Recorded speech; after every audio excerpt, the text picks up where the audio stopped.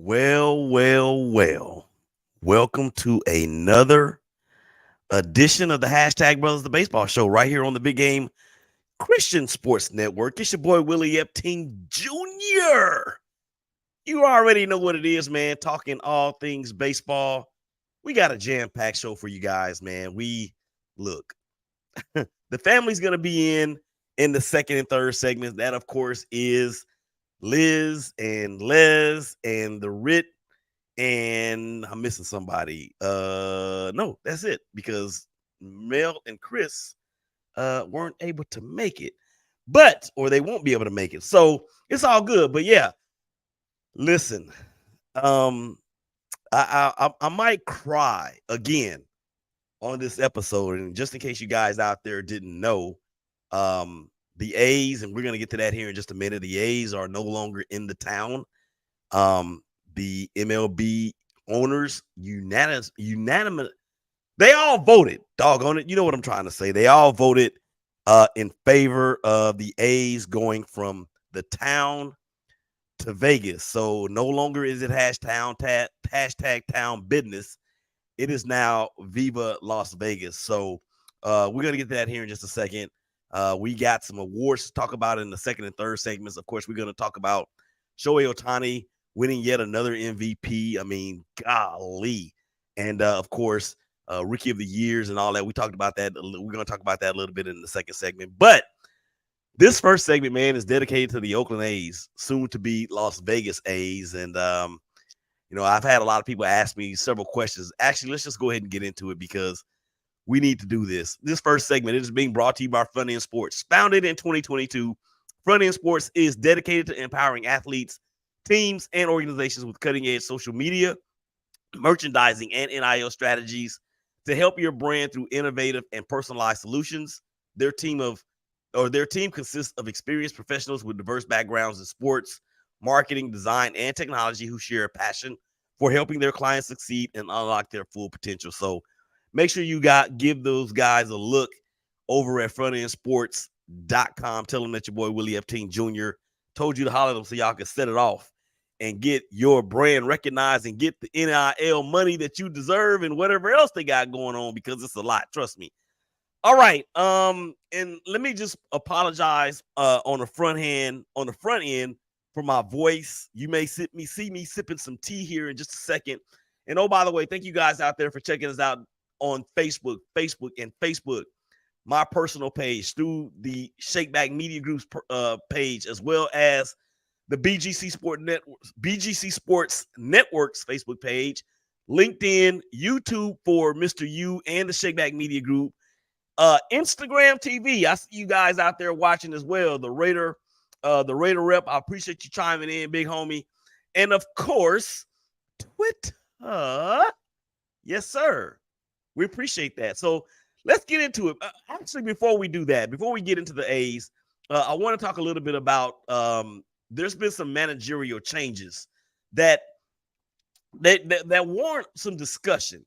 And you got to look at what's going on in LA. Okay, Ron Washington has moved as, I think he was the third base coach in Atlanta. So he gets the head position in LA with the Angels. Bob Melvin, he's going to return home back to the Bay Area as he moves back up north, the 5 or the 101 or whichever route you take from SoCal to NorCal, as he will be the head man in San Francisco. Dusty Baker, hello. He retires after the World Series loss. I'm sorry, the ALCS loss to the World Series champion Texas Rangers. Stephen Vogt gets the job in Cleveland. Craig Counsell moves down the 94 from Milwaukee to Chicago, and Joe Espada will be taking the place of Dusty Baker in H-Town. So those are some significant changes. Bob Melvin, I don't know what this guy wants to do. I mean, he was the head man in Oakland for all those years. Never got Oakland to anywhere past the ALDS. Even when we had the number 1 seed in the American League, I specifically remember teams like Detroit and the Yankees knocking us out, even Kansas City to a degree in 2014. So he's back in the Bay Area. He's a Bay Area native, so he's back in the Bay Area. And Look, I think on this list, the biggest one that jumps off the page for me is Dusty Baker. What up, tacos and touchdowns? I see you watching on Instagram. That's the one that jumps off the page to me the most. Dusty Baker has spent the better part of 50 plus years in baseball. I want to say he had 18 as a player and the rest in a managerial or some type of coaching capacity. Had a lot of success in Cincinnati and Chicago, San Francisco, even with the Nationals. Led the Nationals to the NL East Division Championship a couple times, I want to say. And I think they even won 100 games. And, a lot of that followed him in Chicago as well as, or preceded that in Chicago along with Cincinnati. He actually led those Cincinnati Reds teams to I want to say it was 3 straight NL wild card berths, and they wound up getting put out every time in the first round. So he's riding off into the sunset. I think he's going to walk into the Hall of Fame as well, as will Bruce Bochy. As we will talk about that in the second segment with the family. All right, so yeah, I'm going to spend the rest of the time of this first segment, guys, talking about the A's. And if you're watching on Facebook or YouTube or wherever, you can see the background. The background is the Oracle Arena that housed the Golden State Warriors at one point before they moved over to San Francisco. And then behind that, of course, is whatever it is. It's going to always be, to me, the Oakland Alameda County Coliseum. And that is the first place, ladies and gentlemen, where I fell in love with the sport of baseball. Well, that's the first professional venue where I fell in love with the sport of baseball. My dad, God rest his soul, has taken us and me and my Uncle Harry, and my cousins Michael and Dino, and Harry Jr. and Michael and all the rest. Darren, DeRay, God rest his soul. We've all gone to the Coliseum to watch our A's play when the A's were just dominating the league back in the late or in the 70s. Remember, the A's won 3 straight championships in the 70s, and actually had the A's have a really good history of winning. And when you talk about the fan base that is Oakland, California, the A's now are going to Vegas. The Raiders are already there now, and of course the Warriors are across the bay in San Francisco. So now you have a fan base that's within the city of Oakland that's going to be left without a team for the first time since the 60s, a professional team since the 60s. And I don't fault at all the Oakland A's for what they're doing and what they have done. This falls squarely on the city of Oakland and maybe even the county of Alameda. And I was texting back and forth on Thursday with my cousins, specifically Michael, and he still lives in Oakland, by the way, and Ray still lives out there. Harry Jr. lives out there. I think he lives in the city though. But anyway, in terms of Oakland, Oakland is what he was explaining to me in a text message, and that I've actually seen for myself the last time I was there. Oakland is the landfill, man. It is.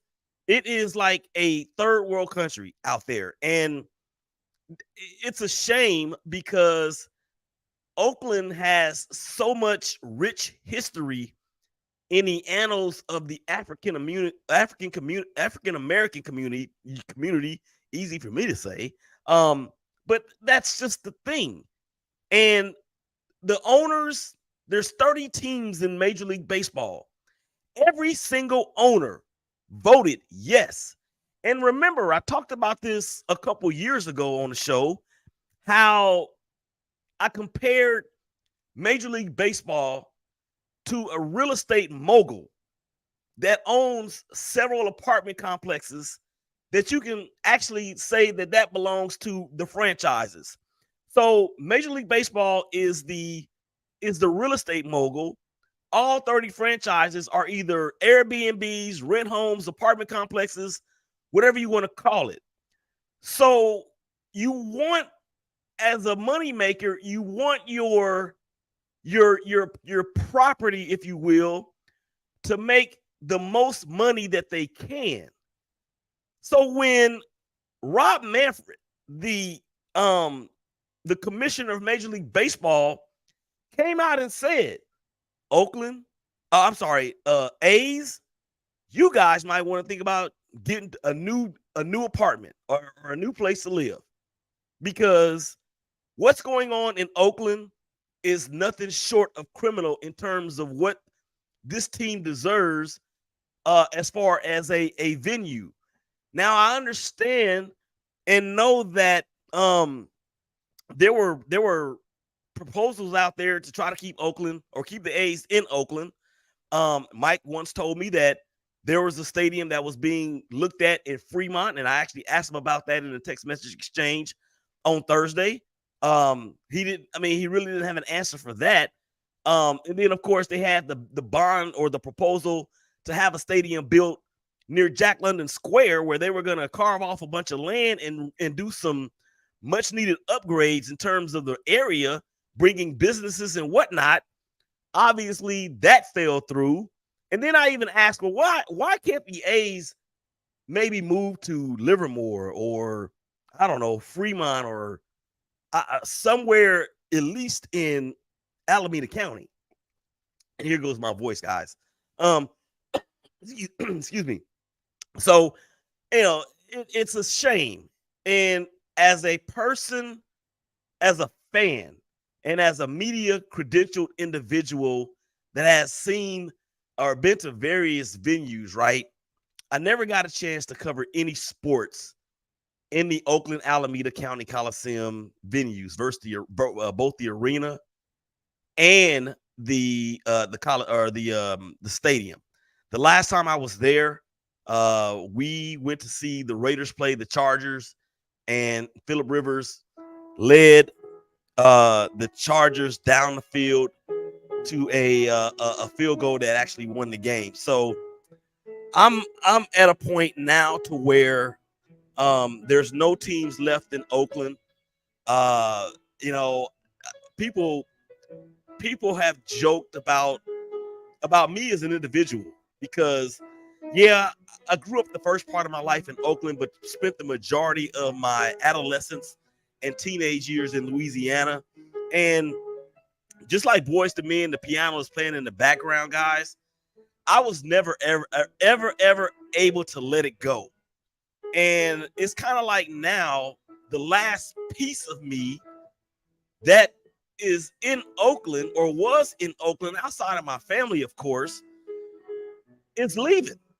They're heading to Vegas. And I was never a Warriors fan, but you know how I feel about the Raiders. If you know me at all, the narcotic that remains the Raiders. And it's like, okay, the last piece of me that was in Oakland is headed to the desert. And that is somewhat tough to take because of whatever reason. And maybe I need counseling. Who knows? Well, that's probably definitely it. But what I'm saying, guys, is this: is that when you're used to one thing for so long, and then it changes, and even when you know that the change is coming, and then it changes, it doesn't hit any less hard. It still hurts.